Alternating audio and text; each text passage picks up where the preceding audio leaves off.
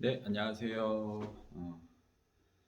오늘 수업할 내용은 하천에 대해서 볼 겁니다. 종이 쳤어요. 네. 하천 지형에 대해서 보도록 하겠습니다. 하천 지형과 관련된 내용은 우리나라 하천의 특색도 있고 상류 하류 간 비교 내용도 있고요. 그다음에 감조 하천에 대한 내용도 있고 기타 등등 특성이 있는데요. 오늘 수업할 내용은 이제 하천의 형태와 관련된 내용을 수업하도록 하겠습니다.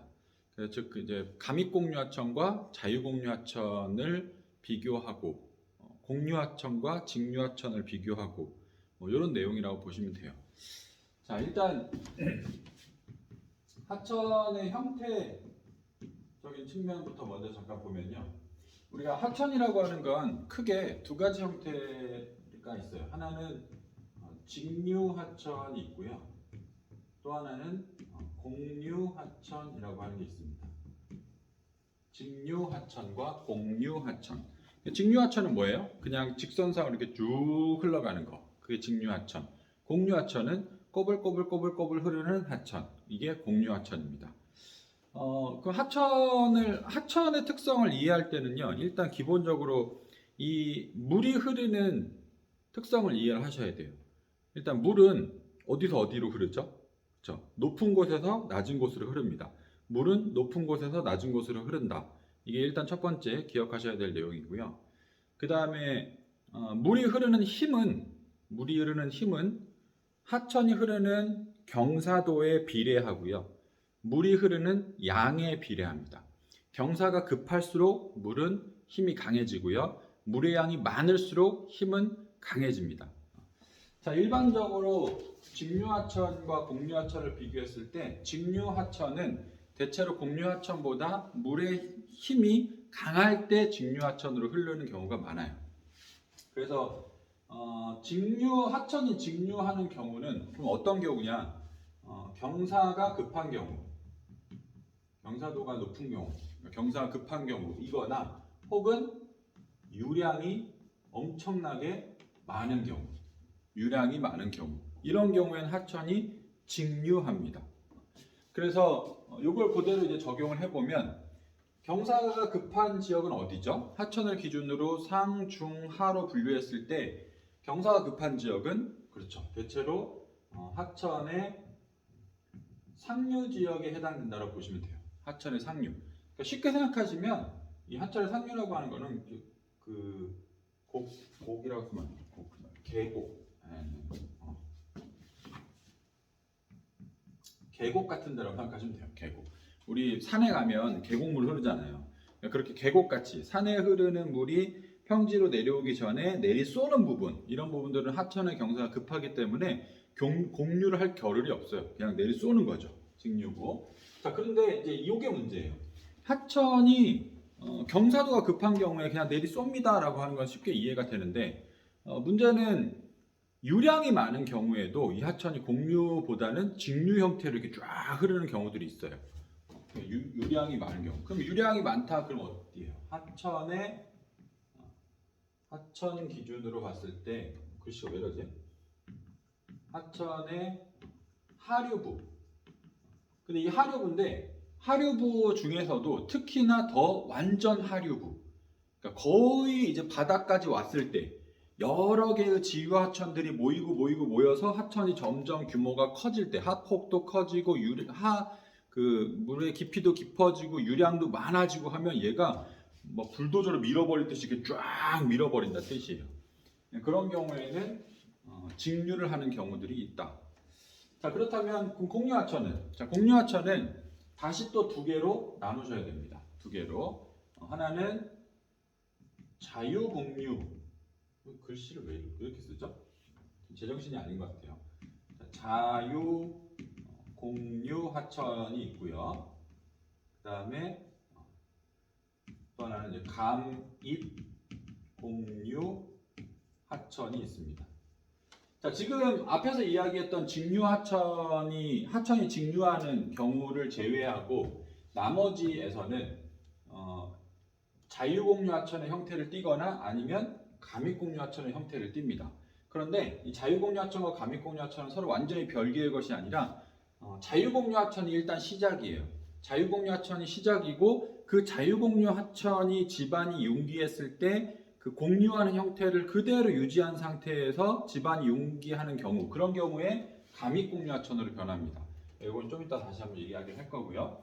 일단 어떤 지역에서 어디에서 이 자유공유를 하고 가믹공유를 하느냐를 보면 자유공유 하천은 대체로 하천을 기준으로 중하류부, 일단 상류부에선 직류를 하니까 그 다음 아싸리 하류 중에서도 완전 끝까지 갔을 때는 또 유량이 많아져서 직류를 할 수 있으니까 그 중간에 어정쩡한 지점에서 자유공유를 합니다.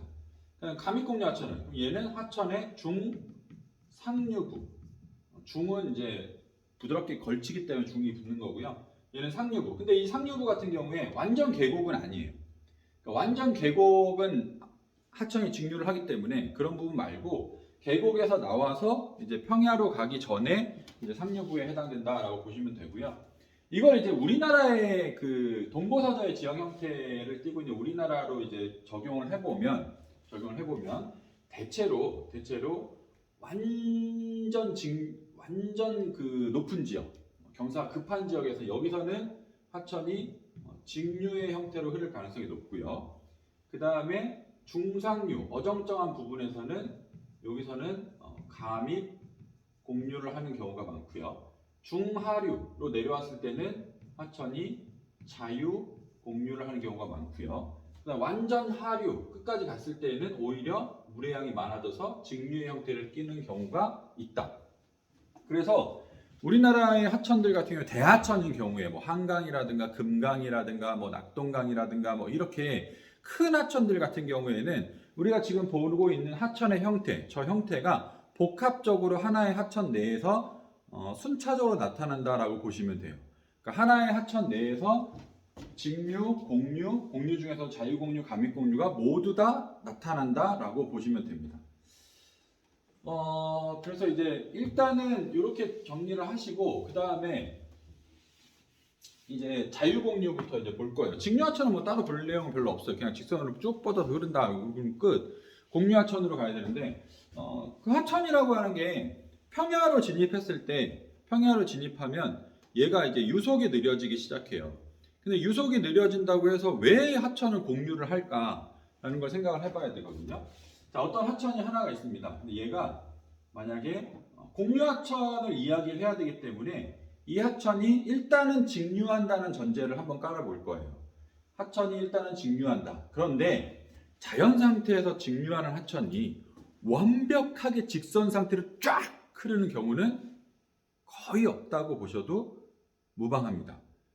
하천은 어느 정도는 휘어 있어요. 어느 정도는. 이 정도는 전제로 깔고 가야 돼요. 어느 정도는 휘어 있어요. 그러면 아니 선생님 그러면 얼만큼 휘어야 공유입니까? 물론 그 얼만큼 휘어야 공유이냐를 계산하는 방법이 있습니다. 지리를 전공하셔서 더 많이 공부한다면 그런 계산까지도 해요. 얼만큼의 공유 정도를 우리는 공유하천으로 분류하고 얼만큼은 직류하천으로 분류한다. 뭐 이런 거 배우지만 우리가 이제 그 고등학교 수업 범위 내에서 그렇게까지 분류하진 않고요. 그냥 적당히 이 정도면 그냥 직류로 봐요. 여기서 조금 더 휘면 공유로 봐요. 이 정도만 기억하셔도 돼요. 중요한 건 이 정도 흐르는 걸 만약에 우리가 직류라고 가정을 한다면 얘가 왜 공유를 하느냐를 보는 거예요. 자, 일단 얘가 이제 공유하는 과정을 지금부터 볼 겁니다. 자, 하천에 물이 흘러요. 흐르는데 얘는 어쨌든 아예 경사도가 굉장히 높거나 유량이 정말 많은, 그래서 포크는 뭐 불도저처럼 이렇게 쫙 밀어버리는 그런 케이스는 아니에요. 이 두 가지 사이에 해당되지 않는 경우라고 생각하시면 돼요. 그러니까 적당히 평지고 유량도 적당히 많지 않은 상태. 자, 이런 상태에서 얘가 평지를 흐를 때 하천의 물의 흐름이 완벽한 직선 형태가 없다고 했기 때문에 어느 정도 약간 턴하는 부분들이 생겨요. 약간씩 턴하는 부분이 생기겠죠. 그러면 이 물이 흐를 때 안쪽으로 흐르는 물의 흐름과 바깥쪽으로 흐르는 물의 흐름에 유속의 편차라고 하는 게 생깁니다. 안쪽과 바깥쪽. 자, 둘 중에 누가 더 빠를까요? 내가 팔을 이렇게 펼치고 쭉 돌려요. 쭉 돌려. 그러면 여기에 있는 애랑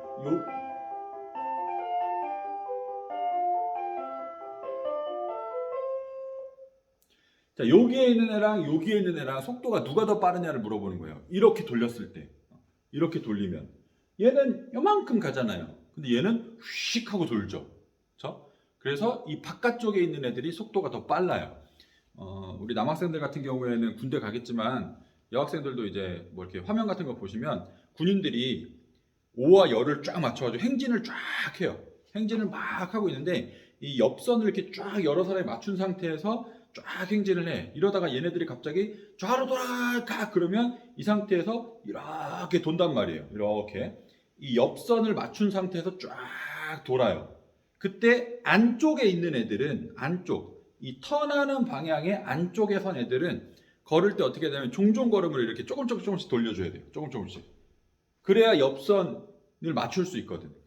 바깥쪽에 있는 애들은 어떻게 해야 돼 그러면? 바깥쪽에 있는 애들은 큰 걸음으로 팍팍팍팍 가줘야 이 옆선을 쫙 맞춘 상태에서 돌 수 있어요. 그럼 그 얘기는 안쪽보다 바깥쪽의 유속이 더 빨라진다. 그러니까 이 바깥쪽의 유속이 상대적으로 더 빨라져요. 자, 앞으로 우리가 배우는 하천 지형에서는 저게 굉장히 중요합니다. 하천의 유속이라고 하는 게 굉장히 중요해요. 왜? 그 하천의 유속이 하천의 힘을 결정하기 때문에. 하천은 양면성을 띠고 있는 애예요. 어떨 때에는 침식을 하기도 하고요. 어떨 때에는 퇴적을 하기도 합니다. 그럼 언제 침식하고 언제 퇴적을 할까? 침식을 할 때는 힘이 셀 때예요. 힘이 셀 때는 침식을 합니다. 힘이 세려면 어떻게 해야 돼요? 유속이 빨라야 돼요. 그렇죠? 빠르게 물이 흐르는 때 왜 여러분 그 호수에서 물 나올 때도 그냥 이렇게 수돗물 틀었을 때 이렇게 쭉 나올 때는 손 갖다 대도 별로 이렇게 크게 뭐 이렇게 세다는 느낌 없는데 이걸 구멍을 꽉 막아가지고 쫙 뻗게 하면 그때 손 갖다 대면 팍 하고 막 튀잖아요. 그 정도로 힘이 세단 말이야. 그렇죠? 그러니까 유속이 빨라질 때 힘이 더 강해집니다. 그래서 얘가 유속이 더 빨라져요. 상대적으로 이쪽은 유속이 느리고 유속이 더 빨라지니까 힘은 더 강해져요. 힘이 더 강해지니까 이쪽은 뭘 하냐면 침식을 하는 거야. 침식. 반면에 이 반대쪽은 유속이 상대적으로 느려요. 상대적으로 얘보다. 그럼 유속이 상대적으로 느리니까 힘은 약할 것이고 힘은 약하니까 이쪽에서는 오히려 침식보다는 퇴적을 한다. 자, 그러면 이 하천은 어떻게 되냐면 시간이 지날수록 얘는 바깥쪽으로 점점 이렇게 침식을 해요. 반면에 안쪽은 점점 이렇게 뭘 해? 퇴적을 하겠죠. 모래알갱이들 퇴적. 이 하천이 운반하던 운반 물질들 중에 상대적으로 크기가 커서 더 이상 끌고 내려갈 수 없는 상태. 유속이 느려졌기 때문에 유속이 빠를 때에는 끌고 내려가다가 유속이 느려지는 부분에서는 얘 못 끌고 내려가겠어 하면서 떨어뜨려 놓는 애들. 그런 애들이 여기에 쌓이게 돼요.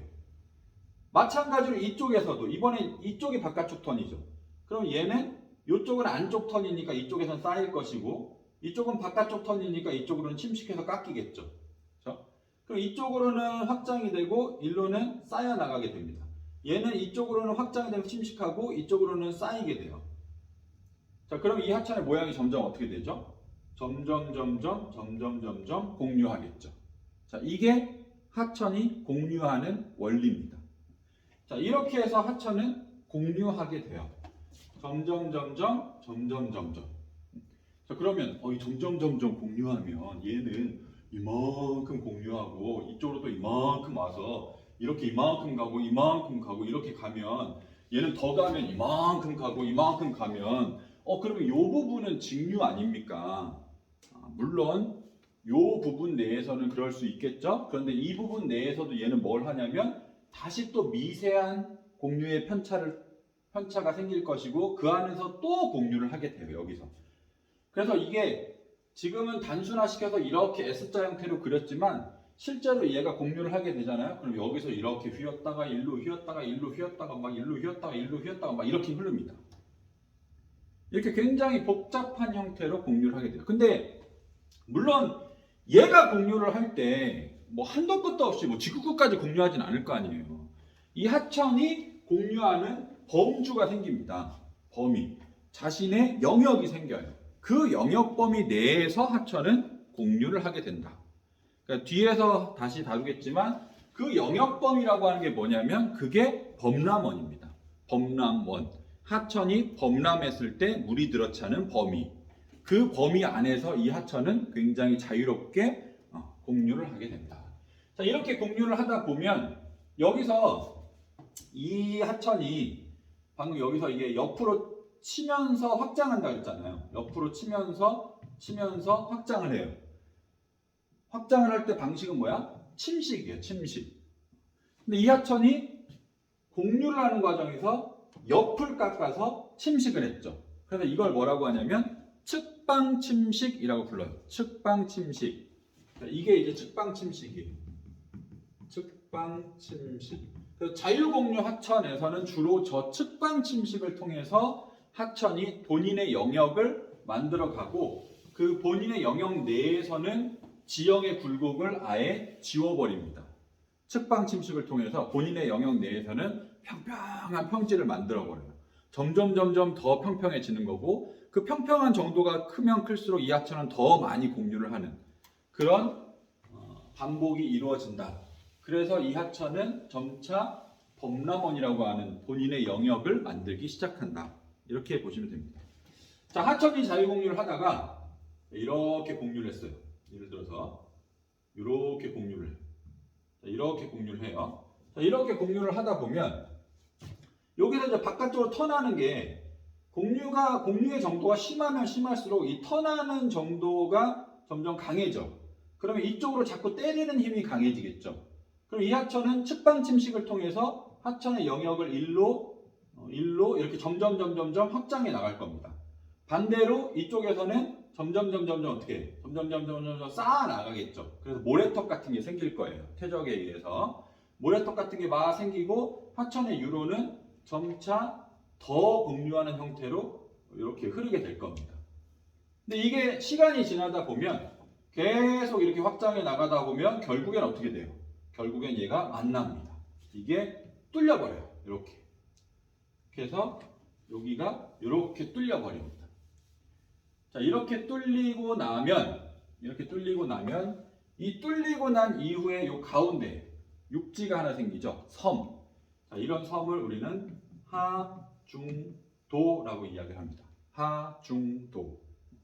자, 하중도가 생기고 나면 물의 흐름이 이게 일단 뚫리고 나면 처음에는 물이 여기도 들어차 있겠죠. 여기도 들어차 있겠지만 시간이 지남에 따라 점차 이 물은 이쪽으로 이렇게 꺾어 들어가는 것보다는 일로 흐르는 게 주 흐름으로 바뀔 거예요.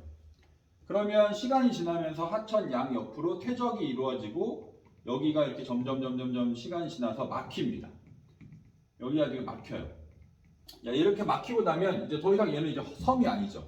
그래서 모양을 다시 그려보면 하천이 시간이 지나고 나면 얘가 이렇게 흐름이 바뀌고 여기에 이제 물이 들어차 있었던 곳이 이렇게 남습니다. 그럼 얘는 여기가 뚫렸기 때문에 육지로 붙었기 때문에 더 이상 하중도는 아니고요. 여기에 이제 물이 고여있는 호수 모양이 생겨요. 근데 그게 원래 공유하던 부분이 남은 거기 때문에 이렇게 꺾이는 모양이 나옵니다. 자, 요걸 우각호라고 합니다. 우각호. 그러니까 자유공유하는 하천 내에서는 저렇게 하중도라든가 우각호 같은 굉장히 다양한 모양들이 나타날 수 있다. 자, 이렇게 기억을 하시면 될 거고요. 자, 그 다음에 이 자유공유 하천이 이제 그 다음에 어떤 지형을 또 이제 자유공유를 일단 하고 나면 아까 얘기했던 것처럼 공유하는 하천이 본인의 영역을 만들어요. 그 영역 범위 내에서 그게 범람원이라고 했죠. 그 범람원 내에서 또 이제 다양한 지형들을 만듭니다. 그건 이제 뒤에서 다시 한번 얘기할 거고요. 자유공유하던 하천이 얘가 만약에 이렇게 공유를 했어요. 이렇게 공유를 하는데 여기를 이제 잘라. 여기가 A고 여기가 B예요. A, B의 단면을 그리면 이런 모양이 나오겠죠. 여기가 A고 여기가 B입니다. 하천은 여기를 흐르고 있는데 자, 이렇게 흐르는 상태에서 자유공유하천이 감익공유하천으로 변한다. 자, 무슨 작용을 겪으면 집안이 융기하면, 자, 집안이 융기하게 되면 자유공유하천이 감익공유하천으로 바뀌어요. 자, 그런데 여기서 이제 융기가 나왔잖아. 융기. 한반도의 지형이 만들어지는 지형 형성 작용 중에 내인적 작용, 요거는 내인적 작용이죠. 내인적 작용에 의해서 만들어지는 게 크게 두 가지 정도 있다 그랬어요. 지금 현재 있는 지형들을 보면 하나가 융기고 또 하나가 화산 활동입니다. 그럼 여기서 이제 융기가 나왔잖아요. 그럼 이 융기는 언제 있었던 거야? 이 융기는 신생대 3기 경동성 요곡운동을 이야기하는 거겠죠. 신생대 3기 경동성 요곡운동. 요때 집안이 융기한 겁니다. 그래서 하천이 평평하게 범람한 상태를 흐르다가 집안이 융기하게 되면 그 융기한 부분이 그러면 이제 어떻게 변하느냐 이거죠. 자, 근데 이때 보세요. 땅이 이렇게 있다가 어느 한순간에 이 땅이 갑자기 휘리릭 하고 올라가요. 휘리릭 하고 올라가면 여기 평지에서 자유공유하던 하천이라고 하더라도 경사가 갑자기 확 하고 급해지면 얘는 공유를 포기하겠죠. 공유를 포기하고 직류로 흐를 겁니다. 경사가 급해졌으니까. 아까 직류가 흐르는 조건이 경사도가 높을 때라고 했잖아요. 자, 그런데 경사가 분명히 급해졌는데도 불구하고 하천이 공유를 한다는 거야. 그게 감익공유 하천이거든요. 그럼 얘는 왜 이럴까를 생각을 해보면, 자, 집안이 융기를 하는데, 자, 집안이라고 하는 게 아까 얘기했던 것처럼 얘가 멀쩡히 있던 애가 갑자기 휘리릭 하고 올라가지 않아요. 거의 대부분. 이게 집안이 올라가는 데에는 엄청나게 오랜 시간이 걸립니다. 서서히. 이 인간이 느껴 못 느껴? 이거 느끼면 큰일 나요. 그렇죠? 인간이 못 느끼는 정도로 정말 서서히 수만 년, 수십만 년, 수백만 년, 수천만 년이 걸려서 서서히 올라갑니다. 그러면 이게 하천이 흐르다가 평지를 흐르다가 땅이 조금씩 이제 올라가는 거예요. 근데 이 하천이라고 하는 애는 최종적으로 하천이 가고자 하는 곳은 어디예요? 바다입니다. 바다.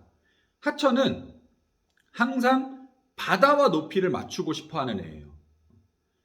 근데 이 하천이 바다와 높이를 맞추는 방법은 두 가지가 있어요. 하나는 흘러가서 맞추는 거. 내가 직접 바다까지 가야지 하면서 흘러가서 맞추는 게 있고, 두 번째 방법은 흘러가는 과정 중에도 바다와 높이를 맞추고 싶어 합니다. 그 방법은 하천이 바닥을 깎는 거예요. 흘러가는 과정에서 바닥을 막 깎아 내려가면 바다와 높이가 조금이라도 더 가까워지겠죠. 맞춰지겠죠. 그 하천이 바닥을 깎는 작용을 우리는 하방 침식이라고 이야기를 합니다. 하방 침식. 즉 여기서 단면도를 그렸는데 하천에 물이 흘러가는 길이 생기잖아요. 하천의 물이 흐르는 길도 주변 평지에 비하면 상대적으로 밑으로 파여 있어요. 물이 흐르는 그 부분은 파였단 말이에요. 그거 누가 팠어요? 사람들이 포크레인으로 판 거예요? 내가 삽질해서 판 거예요? 그거 아니잖아요. 누가 팠어요? 하천이 판 거란 말이에요.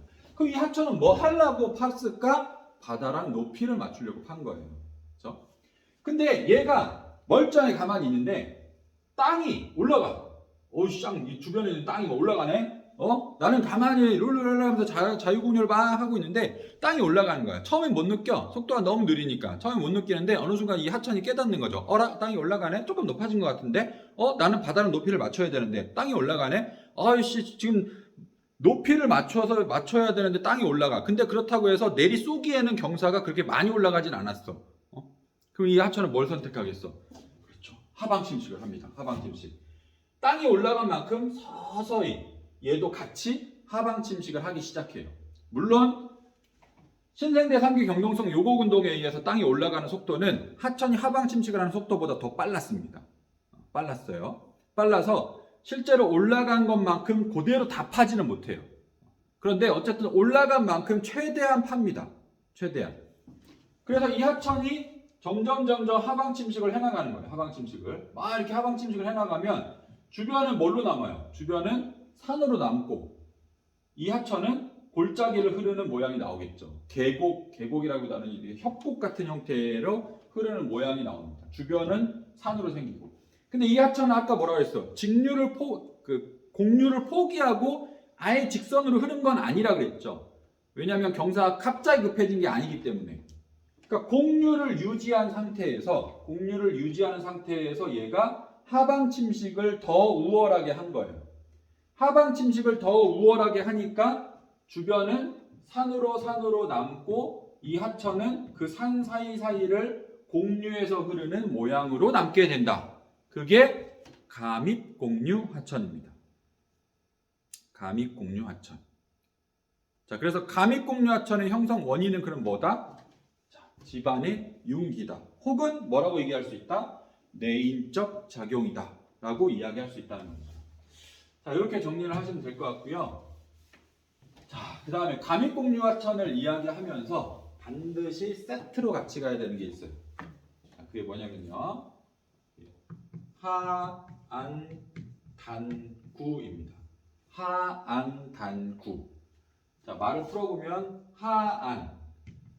하천의 옆에 있는 단구라고 하는 건 한자어인데 계단상의 지형, 계단 모양의 지형을 단구라고 합니다. 하안단구. 그럼 이 하안단구가 어떻게 생기느냐? 자, 하천이 공류를 해요. 자, 이렇게 공류를 하는 과정에서 여기를 자를까요? 자, 여기를 이렇게 잘라요. 여기가 A고 여기가 B입니다. 공유하는 거 그랬을 때 여기 지울게요. A고 B예요. 자, 여기서 이제 단면을 그려보면 이 하천이 처음에는 이렇게 흘렀을 거예요. 여기가 A고 여기가 B입니다. 아, 잠깐만요. 하천이 흐르는 곳에 이쪽으로 바꿀게요. 조금 더 갈게요. 자, 여기가 A고 여기가 B입니다. 자, 근데 이 상태에서 집안이 융기예요. 융기하면 이 하천은 바닥을 깎을 거예요. 그렇죠? 하방 침식을 하겠죠. 자, 그런데 공류를 유지한 상태에서 하방 침식을 한다고 했잖아요. 그럼 공류를 유지했다는 뜻은 여기서 이 터나는 부분에서의 측방 침식력은 여전히 살아있다. 그러니까 이게 감입공류 하천은 하방 침식만 한다. 그러면 틀려요. 자유공류 하천은 측방 침식만 한다. 이것도 틀려요. 자유공류 하천이든 감입공류 하천이든 모두 다 하방 침식도 하고 측방 침식도 합니다. 하방도 하고 측방도 해요. 그런데 자유공류 하천은 측방이 더 강한 거고 감입공류 하천은 하방이 더 강한 것 뿐이에요.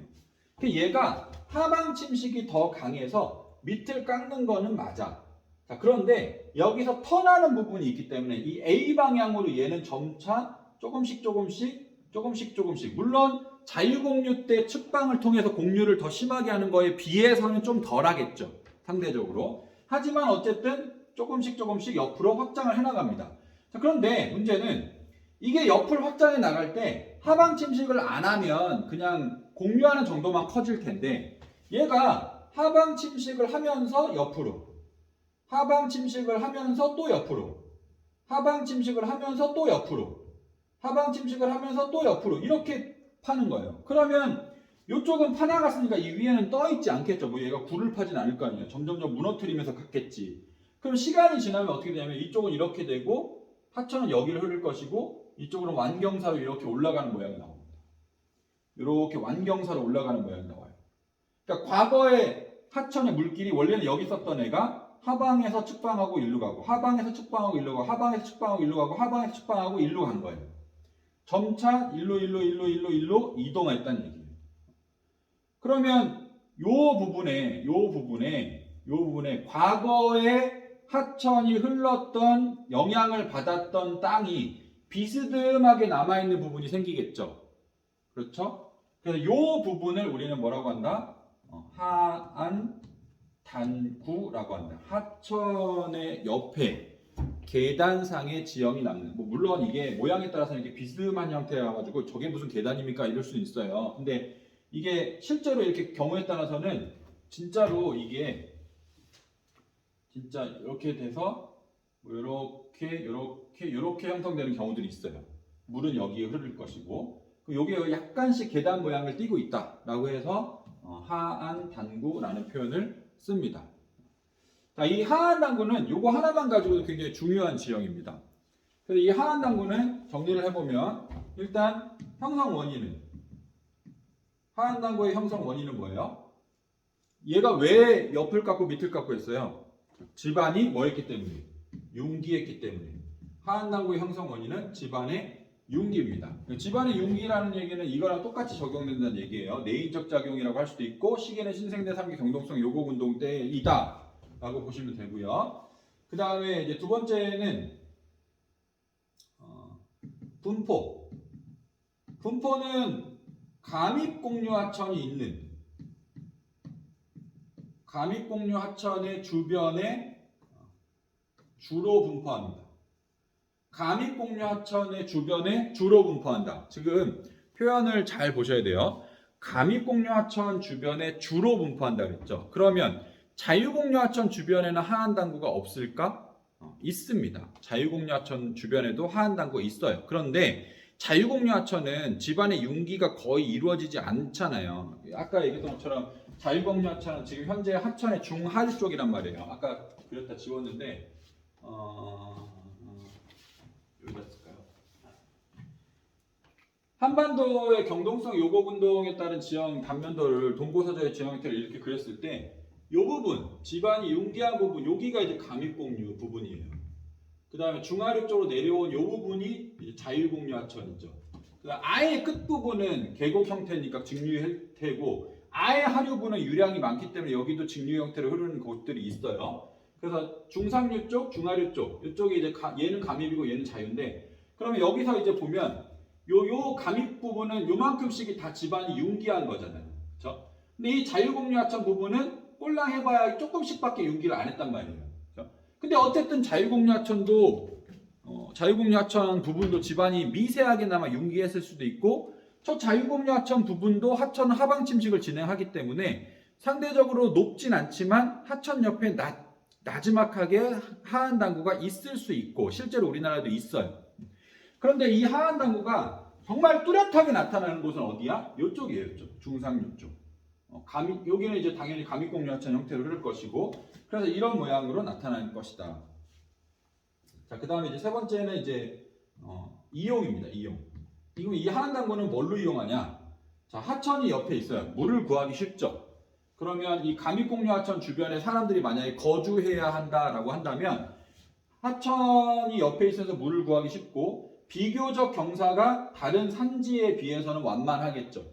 그러면 인간이 거주하기에 좋다. 그래서 취락이 입지를 하거나 아니면 농경지로 이용이 되거나 최근에 이 산지 주변에 사람들의 왕래가 생기다 보면 사람들이 도로를 만들어야 되잖아요. 도로 만들 때는 이런 경사지 깎아서 만드는 것보다는 상대적으로 경사가 완만한 지역에다 도로를 만드는 게 좋겠죠.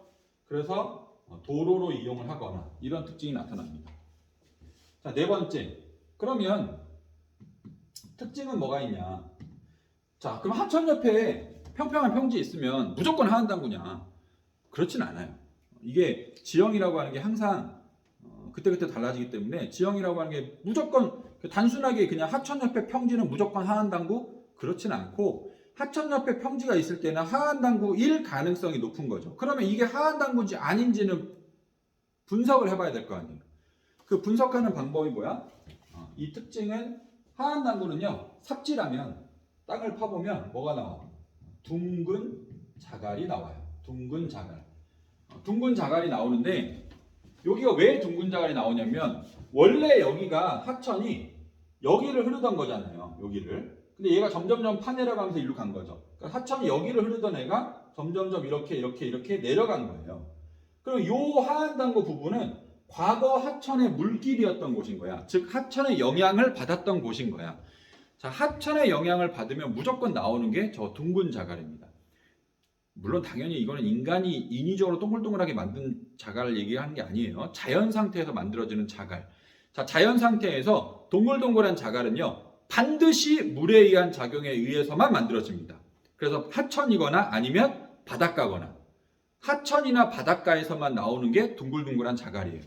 근데 여기는 지금 현재는 당장 이 하천의 영향, 지금 현재 하루는 하천의 영향을 받지 않거든요. 그게 무슨 말이냐면 이 하천이 범람을 한다고 해서 하한 당구까지 물이 들어차진 않아요. 절대로. 이게 만약에 범람을 해서 하한 당구까지 물이 들어차잖아요. 그럼 그건 하한 당구가 아니야. 아까 하천이 범람했을 때 물이 들어차는 범위를 뭐라고 한다고 그랬어? 범람원이라고 한다고 그랬죠. 얘가 물이 들어차서 여기까지 만약 간다면 그건 범람원이에요. 하한당구가 아니에요. 하한당구이려면 하천이 범람했을 때 물이 들어차면 안 돼요. 즉 지금 현재는 하천의 영향을 받지 않고 있는데 도 불구하고 삽질을 하니까 뭐가 나온다? 동글동글한 자갈이 나오더라. 그럼 이건 뭐야? 이건 과거에 하천의 영향을 받았던 땅이구나 라는 걸 우리가 추측할 수 있는 증거 자료가 된다는 거죠. 그래서 이 특징 둥근 자갈이 나타난다는 게 하한당구에 굉장히 중요합니다. 이렇게 하한당구까지 정리를 하시면 자유공유하천과 가믹공유하천, 그 다음 하한당구까지 정리하게 됩니다. 자, 여기까지 하고 그래서 하한당구까지 정리를 해서 지금 우리가 이번 시간에 하천의 형태를 가지고 직류하천과 공유하천 분류했고요. 그 다음에 자유공유가 왜 공유하는지 봤고, 자유공유하는 과정에서 하천이 공유하는 방향에 따라서 아까 저기 얘기를 안 했네요. 공유하는 과정에서 얘가 공유하는 목을 잘라버리면 하중도가 생긴다 그랬죠. 그리고 그 하중도가 생긴 다음에 그 꺾이는 부분에 물이 최종적으로 고이게 되면 우가코가 된다고 했죠. 지금 방금 하나 안 했다고 하는 게 그 우가코는 시간이 지나면 물이 말라버려요. 왜냐하면 더 이상 물이 공급이 안 되기 때문에. 그럼 그게 물이 말라버리면 그걸 뭐라고 하냐면 그걸 구하도라고 합니다. 구하도. 과거에 하천이 흘렀던 길이다. 그래서 구하도. 그래서 그런 구하도가 만들어지고, 근데 그런 상태에서 집안이 융기하게 되면, 자유공유하는 하천이 집안이 융기하게 되면 얘는 공유를 유지한 상태에서 주변만 올라가고 공유가 유지되는, 그래서 산 사이사이를 공유하면서 굽이쳐 흐르는 가믹공유하천이 만들어진다. 가믹공유하천의 형성은 집안의 융기고요. 그 가믹공유하천이 만들어지는 과정에서 얘가 공유를 포기한 것이 아니기 때문에 측방 침식도 하게 되니까 상대적으로 하한당구라고 하는 게 만들어진다. 그 하한당구까지 이야기를 한 겁니다. 시간이 조금 많이 갔는데요. 한 2, 3분만 더 잠깐 끊고, 자, PPT 보면서 정리 한번 해보도록 하겠습니다. 자, 얘는 이제 자유공유하천이 형성되는 과정입니다. 보시면 하천이 처음에는 공유를 하는데 요거는 요 정도는 이제 직류로 보는 거예요. 직류로 봤을 때 이 하천이 미세하게나마 턴하는 부분들이 생기는 거고, 그 턴하는 부분들이 측방 침식을 하면서 지금 지도상에 그 그림상에 보이는 이런 지형의 굴곡, 이 굴곡이 있는 부분들을 측방을 통해서 점점 평지로 만들어 버립니다. 그래서 본인의 영역을 만드는 거고요. 그 과정을 보시면 이렇게 측방을 해서 더 키우고 그래서 일정한 범위 내에서 자신의 영역을 만들게 되는 거고요. 이 범위가 범람원이 되는 거고, 이 안에서 이 하천은 공유를 하면서 다양한 모양을 흐르고요. 공유를 하다가 중간에 끊길 수도 있어. 이렇게 공유를 하다가 중간에 끊길 수도 있어요. 그러면 얘는 하중도가 되는 거고, 이렇게 하중도가 생긴 다음에 물길이 여기로만 흐르게 되면 여기 아직 물이 고이겠죠? 얘처럼. 그럼 이게 우가코. 그래서 얘가 이제 말라버리면 얘가 구하도. 이렇게 변합니다. 하천이 유로가 변경되는 과정을 나타낸 거고요. 얘가 아까 얘기했던 것처럼 이 공유하는 부분에서 턴하는 부분에서 힘이 점점 가해지면 이게 뚫리게 된다. 자, 이렇게 뚫리게 되면 하천의 측면으로 퇴적이 또 이루어지고, 그 퇴적이 이루어지면서 여기가 막히게 되면 우가코가 되는 겁니다. 자, 이거는 이제 위성에서 본 자유공유하천인데요. 보시면 여기가 지금 현재 물이 흐르는 길이 여기인 거고, 여기에 물길들이 이렇게 우가코 모양으로 이렇게 남아있는 것들을 볼 수 있어요. 그러니까 이게 이제 과거에 하천이 흘렀던 물길들이 거고, 그게 이제 단절되면서 이렇게 우가코로 남게 되는 거죠. 굉장히 복잡한 모양으로 나타납니다. 자, 이건 우리나라 이제 영산강 중하류 쪽인데요. 보시면 이렇게 공유하면서 하천이 흐르는. 근데 여기 잘 보시면 여기 이렇게 희미하게 이제 공유했던 모양이 남아있는 게 있잖아요. 그렇죠? 이런 애들이 이제 구하도가 되는 겁니다. 만약에 이게 물이 차 있다 그러면 얘가 하중도가 되고 이게 그 우가코가 되겠죠. 자, 자유공유하천에서 가미공유하천으로 바뀌는 모양인데요. 자, 자유를 공유하던 상태에서 집안이 융기한다는 전제하에 자, 융기. 자, 이렇게 변한다는 얘기예요. 다시. 자, 자유공유하던 하천이 집안이 융기하게 되면 하천은 하방 침식을 주로 하게 되고 주변은 융기량 때문에 산으로 변화됩니다. 점점 올라가는 거죠. 하천은 올라간 만큼 하방 침식, 올라간 만큼 하방 침식, 올라간 만큼 하방 침식을 합니다. 그래서 주변부는 산으로 남게 되고 하천은 이 사이를 산 사이사이를 굽이쳐 흐르는 가미공유하천으로 변한다. 자, 이거 하나로 모아놓은 거니까 정리하시고요. 하천 형태에서 이게 이제 자유공유하천입니다. 주변이 평평하다는 특징이 있어요. 그래서 자유공유하천인지를 구분하는 방법은 하천이 공유하는 모양이 있을 때 주변에 등고선이 없어. 주변에 등고선이 별로 없다는 얘기. 여기 조금 있죠. 여기 조그맣게. 주변에 등고선이 많지 않다는 뜻은 평평한 평지에 가깝다라고 생각을 하시면 되고요. 반면에 가미공유하천은 이렇게 주변이 온통 산지입니다. 등고선도 이렇게 어마무시하게 많아지죠. 이렇게 엄청나게 많아집니다. 지금 얘 같은 경우에도 보시면요, 이 부분이 하한다는 거예요. 이 부분이 하천이 지금 뭐 이렇게 흐르고 있는지 이렇게 흘렀던 건지 잘 모르겠지만 이렇게 흐른다라고 했을 때 원래 이 하천은 여기를 이렇게 흘렀던 거예요. 공유를 이렇게 했었던 겁니다. 공유를 이렇게 하던 하천이 점점 측방과 하방을 반복하면서 이렇게 하면서 이렇게 변한 거예요. 그래서 이 부분이 하한단고가 됩니다. 지금 보시다시피 농경지를 이용하고 있죠. 이거는 이제 가미공유하천의 유로 변경인데요. 지금 하천이 원래 이렇게 흐르는 건데 이쪽으로 이렇게 과거에 하천이 흘렀던 길이 있는 거예요. 이 지형도가 좀 복잡해서 이걸로 파악하는 것보다는 이걸로 보시면 이게 이제 위성 자료입니다. 보시면 여기 지금 사람들이 농경지를 이용하고 있는 부분이 이렇게 휘어 있는 모양이 보이시죠? 그렇죠? 마치 지금도 하천에 물이 흐르는 것처럼 이렇게 이런 부분이 과거 하천이 물이 흘렀던 구하도 부분이 되는 겁니다. 자, 가미공유 하천도 측방 침식을 하기 때문에 하천이 흐르던 물길을 단절할 수 있어요. 자를 수 있어요. 즉 구하도가 만들어질 수 있고 우각호도 만들어질 수 있고 단 자유공유 하천에 비해서는 그 속도가 어마어마하게 느리겠죠. 엄청나게 오랜 시간이 걸립니다. 그렇지만 불가능한 것은 아니다. 자, 이게 하한단고입니다. 자, 지금 동그라미 쳐진 부분이 하한단고. 앞 사진에서도 봤으니까 넘어갈게요. 자, 저 A 지점을 삽질하면 저 보기에서 보이는 단면처럼 둥근 자갈이 나타납니다. 자, 이게 실제 둥근 자갈, 저 동글동글한 자갈, 삽질하면 저런 애들이 나타난다는 뜻이고요. 네. 자, 이렇게 해서 하한단고까지 자료까지 봤습니다. 다음 시간에는 이제 하천 지형 중에 이제 하천 침식 지형 혹은 하천 퇴적 지형 이렇게 두 가지를 또 다루도록 하겠습니다. 네, 오늘 여기까지 할게요. 뿅.